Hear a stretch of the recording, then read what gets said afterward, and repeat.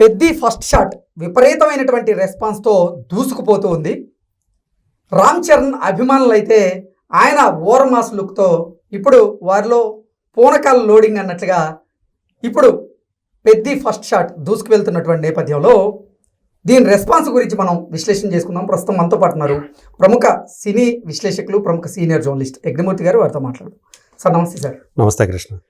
Peddi first shot release అయిన దగ్గర నుంచి కూడా చరిత్ర అయితే సృష్టిస్తూ ఉంది. విపరీతమైనటువంటి వ్యూస్ని సొంతం చేసుకుంది. అలాగే రామ్ చరణ్ ఓరమాస్ లుక్లో ఆయన కనపడినటువంటి నేపథ్యంలో ఆయన అభిమానులకైతే నిజంగా పూనకాలే. ఏంటి సార్ అసలు ఎటువంటి రెస్పాన్స్ వస్తుందంటే ఏం చెప్తారు?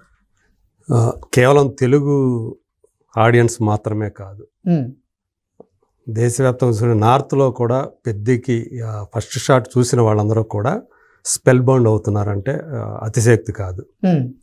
అంటే బుచ్చిబాబు సానా గురించి ఎవరెతను అని చెప్పేసి ఇప్పుడు నార్త్లో వాళ్ళు కూడా ఎంక్వైరీలు చేస్తున్నట్టుగా మనకు సమాచారం అందుతుంది. సో అంతగా ఆ ఫస్ట్ షాట్ గ్లింప్స్ అనేది విత్ ఇన్ అవర్స్ అనుకోండి. సో మంచి హైప్ తీసుకొచ్చింది ఒక్కసారిగా. పెద్ది అంటే ఆ సినిమా పెద్ది అనే టైటిల్ ఫస్ట్ విన్నప్పుడు పెద్ది ఏంటి అని చెప్పేసి ఎక్కువ మంది అట్లా విమర్శించిన వాళ్ళు ఉన్నారు. అంటే ఈ టైటిల్ ఎట్లా ఒక పాన్ ఇండియా సినిమాకి సూట్ అవుతుంది అనేది చాలామంది సందేహాలు కూడా వ్యక్తం చేశారు. బహుశా నేను అనుకోవటం అలా సందేహాలు వ్యక్తం చేసిన వాళ్ళందరికీ ఎవరైతే విమర్శ చేశారో వాళ్ళందరికీ కూడా సమాధానం ఇవ్వటానికే ఫస్ట్ షాట్ గ్లిమ్స్ అనే దాన్ని అతను రివీల్ చేశాడు బుచ్చిబాబు సానా అనేది అనిపిస్తుంది నాకైతే గట్టిగా. ఎందుకంటే సాధారణంగా ఫస్ట్ షాట్ గ్లిమ్స్ అంటూ ఎవరో కూడా ఇప్పటివరకు రిలీజ్ చేయలే, అట్లా రివీల్ చేయలే.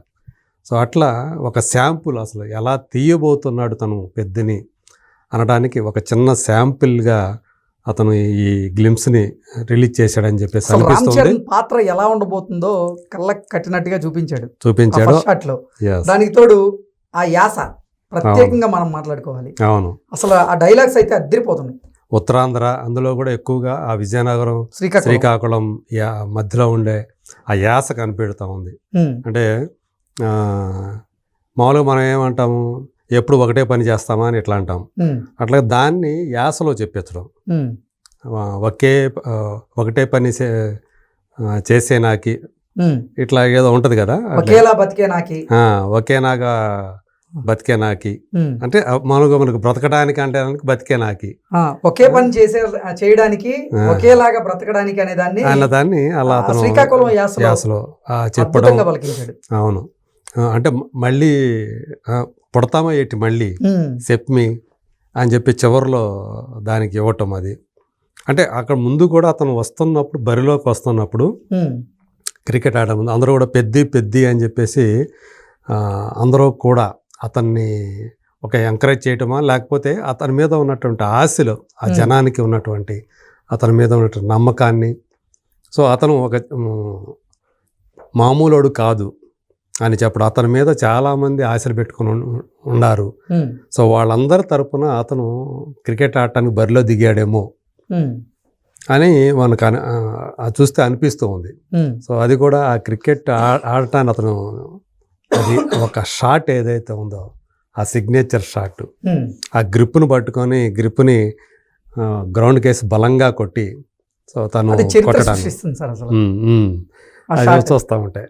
అందుకనే అది ఇప్పుడు దాన్ని ఎక్కువగా ఇప్పుడు ఆ సినిమాల్లో మామూలుగా మనకు ఉంటాయి కదా హుక్ స్టెప్స్, సిగ్నేచర్ స్టెప్స్ అని చెప్తూ ఉంటాం. ఇది హుక్ షాట్ లాగా, అంటే మామూలుగా హుక్ షాట్ అనేది ఒకటి ఉంది, కానీ ఇది సిగ్నేచర్ షాట్ అనుకోవాలా. అంటే పెద్ద పాత్రకు సంబంధించి అతను క్రికెట్ ఆడే విధానంలో ఇప్పటిదాకా ఆ తరహా షాట్ ఎవరో కూడా క్రికెట్లో యూజ్ చేయలే. సో ఇవి కనిపెట్టినట్టే ఉన్నాడు. ఎగ్జాక్ట్లీ ఈ పెద్ద కనిపెట్టినట్టుగా. అంటే బుచ్చిబాబు ఆ క్యారెక్టర్కి అలాంటి ఒక సిగ్నేచర్ షాట్ని, క్రికెట్ షాట్ని అతని చేత ఆడించడం అనేది అది ఇప్పుడు వైరల్ అవుతా ఉంది బాగా. ఆ బ్యాట్ పైన హ్యాండిల్కి జడగంటలు లాంటివి కట్టడం. అవును అవును. నెక్స్ట్ నిజంగా మీరు చెప్పినట్లుగా సిగ్నేచర్ షాట్ ఒకటి, ఆ డైలాగ్స్ ఒకటి. సార్ ఇంకొకటి కూడా చెప్పుకోవాలి ఇక్కడ. అంటే ఆటకు సంబంధించినటువంటి ఇతివృత్తం అనుకున్నాం కానీ అందరం ఎర్ర జెండాలు కనపడుతున్నాయి. అవును, లవ్ స్టోరీ ఉన్నట్లుగా కూడా అర్థమవుతుంది. ఏంటి అసలు కథ మీద అసలు విపరీతమైనటువంటి ఉత్కంఠ అయితే ఉంది ఇప్పుడు. ఖచ్చితంగా. అంటే అతను ఒక ఊరి ఆశల్ని మోసుకు వెళ్ళేటువంటి ఒక యువకుడుగా మనకి అనిపిస్తూ ఉన్నాడు. సో మీరు అన్నట్టు ఇందులో జాన్వీ కపూర్ హీరోయిన్. సో ఖచ్చితంగా ఒక అందమైన లవ్ స్టోరీ ఉండే అవకాశం ఎక్కువగా ఉంటుంది. అంటే బుచ్చిబాబు మనం చూసాం ఉప్పెనలో అతను ఎంత అందంగా ప్రేమ కథని చెప్పాడు అనేది. సో అట్లాగే సుకుమార్ స్టైల్లో కూడా అది కనిపిస్తుంది, అతను గురువైనటువంటి సుకుమార్లో కూడా. సో ఇందులో కూడా జాన్వీ కపూర్తో ఖచ్చితంగా ఒక స్వచ్ఛమైనటువంటి రూరల్ బ్యాక్ డ్రాప్ కూడా ఉంది ఇందులో. కాబట్టి ఒక స్వచ్ఛమైనటువంటి ప్రేమ కథ ఉంటుంది, ప్లస్ ఒక ఊరికి సంబంధించినటువంటి ఆశలు, దానికి క్రికెట్ని ముడిపెట్టడం. సో ఆ వాతావరణం అదంతా చూస్తే, ఆ దుమ్ము ధూళి అదంతా చూసినా కూడా మనకు అర్థమవుతుంది ఇది ఒక పెద్ద క్రీడా మైదానం లాంటిది. ఎక్కువ ఆ రూరల్ బ్యాక్ డ్రాపే కనిపిస్తూ ఉంది. పైగా తను ఆ క్లోజప్ షాట్లు పెట్టాడు కదా, ఆ షాట్ దగ్గరగా చూపించడం అతన్ని రామ్ చరణ్, ఆ ఎక్స్ప్రెషన్స్. సో డెఫినెట్గా ఇందులో ఆ సినిమాటోగ్రఫీ పరంగా దర్శకుడికి సినిమాటోగ్రఫీ మధ్య మంచి సమన్వయంగా కుదిరితే కనుక అది ఒక మాస్టర్ పీసే వస్తుంది. ఓకే. సో విప్లవానికి, క్రికెట్కి, ప్రేమకి, ఒక ఊరికి అంటే ఇన్నింటిని జోడించి ఈ కథ సిద్ధం చేసిన నేపథ్యంలో వాటన్నిటికీ సంబంధం ఉంటుందంటారా? ఉండే అవకాశాలు ఎక్కువగా కనిపిస్తూ ఉన్నాయి.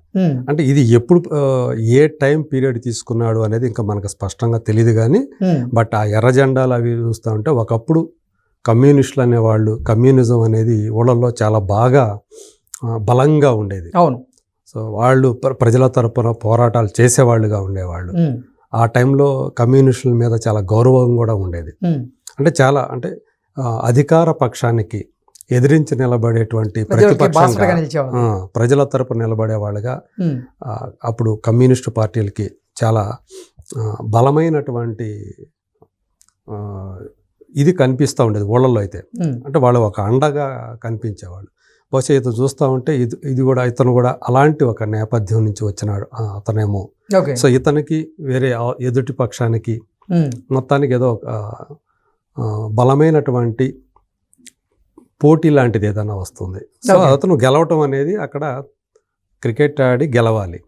సో అదే అతని అంటే ఒకవైపు క్రికెట్, మరోవైపు విప్లవం, మరోవైపు ప్రేమ, వీటన్నిటికీ కథకి సంబంధం ఉన్నట్టుగా అదే అనిపిస్తూ ఉంది.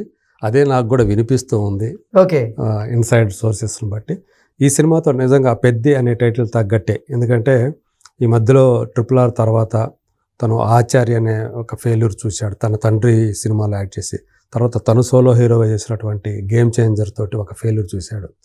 ఇప్పుడు ఈ సినిమాతోటి ఒక పెద్దగా కొట్టబోతున్నాడు. పెద్ది అనే టైటిల్కి న్యాయం చేసేలాగా పెద్దగా కొట్టే అవకాశాలు ఎక్కువగా కనిపిస్తున్నాయి. ఇద్దరు కూడా, బుచ్చిబాబు కూడా దాదాపు 4-5 ఏళ్ల గ్యాప్ అతనికి. ఎందుకంటే ఇది వచ్చే సంవత్సరం వస్తుంది కాబట్టి 2001లో 2021లో అతని మొదటి సినిమా వచ్చింది ఉప్పెన. సో ఇప్పుడు 2026లో ఈ సినిమా రాబోతుంది మార్చిలో. అంటే సరిగ్గా 5 ఏళ్ల గ్యాప్ తోటి అతను మళ్ళీ మన ముందుకు రాబోతున్నాడు బుచ్చిబాబు. తన రెండో సినిమానే రామ్ చరణ్తో చేశాడు. ఖచ్చితంగా ఈ సినిమాతోటి అతను వేరే లీగ్లోకి ఎంటర్ అవుతాడు తన రెండో సినిమాతోటే అనే దాంట్లో నాకైతే ఎలాంటి సందేహాలు లేవు. అలాగే అంటే ఈ ఆహారం కొంతమంది ఏంటంటే రంగస్థలంలో ఉన్న ఆహారంతో పోలుస్తున్నారు రామ్ చరణ్. అంటే నేను అనుకోవడం బాడీ లాంగ్వేజ్ అదంతా కూడా కొంచెం డిఫరెంట్గానే కనిపించింది. కథ కూడా పూర్తి భిన్నమైనటువంటి కథ, దానికి దీనికి ఏమాత్రం సంబంధం లేదు. రైటింగ్ సైడ్ కూడా ఇది చాలా బాగా ఉండేట్ల అవకాశం కనిపిస్తూ ఉంది. నిజంగా ఒక గొప్ప చరిత్రని ఈ సినిమా సృష్టించే అవకాశాలు నాకైతే స్పష్టంగా కనిపిస్తున్నాయి.